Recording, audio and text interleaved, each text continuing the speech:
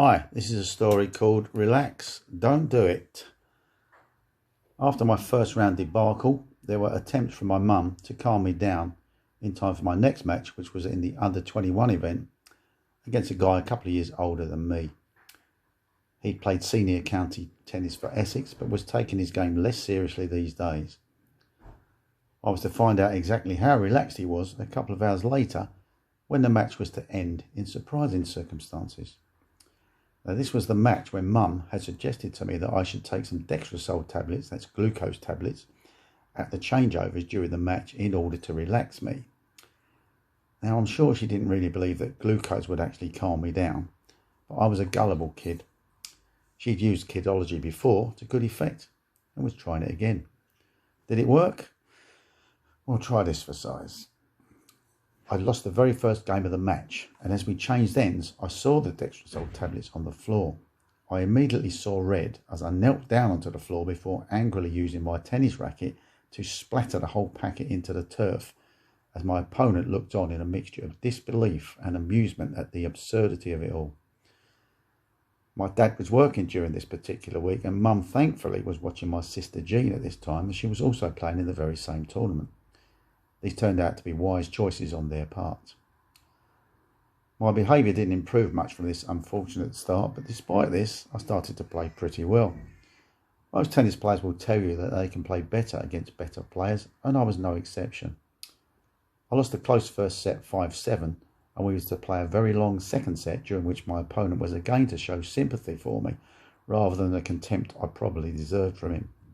We changed ends at one point, and he said to me, "Don't lose your temper, Mike, it's spoiling your game." He sounded like someone trying to encourage his younger brother, rather than someone who was seriously trying to win a tennis match. We reached 8 games all, and I was looking forward to playing my first ever tiebreaker. But it was never to come. My opponent came to the net to shake hands as he was conceding the match. He said, "I've had enough now, Mike. I'm off for a swim." Now, this just about summed up the differences between the two players on court that day. One was so laid back that even deck chairs would have sat down on him, and the other was like a time bomb waiting to go off. Frenton Lawn Tennis Club was so popular back then among players because of its outdoor swimming pool, a real luxury at the time. He was obviously down there for a nice holiday, but I was playing as if my life depended upon it. Quite ridiculous, really. Still, a win's a win, and I accepted it gratefully. Despite my comments, it was never just about winning the match, but more about the performance. If we had played that tiebreaker and I'd lost it, I would have walked off quite happy to have run an excellent player so close. I had great respect for him, and his conduct towards me in the face of my immaturity only served to enhance this. I saw Mum shortly after the match telling that we'd had a great game and I'd won it, albeit on a technicality.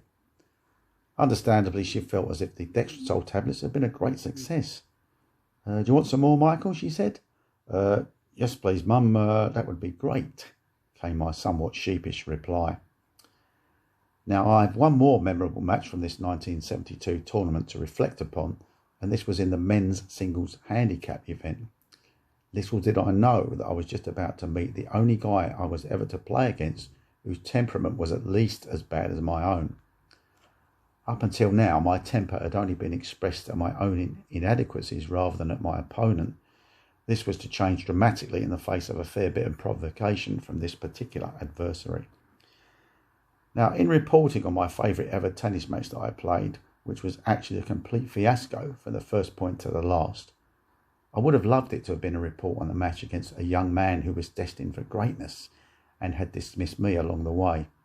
It came instead against someone who turned out to be a mirror image of myself, and how I would love to be able to look back and see a film of it all now. All 3.5 hours of it. Glucose, anybody?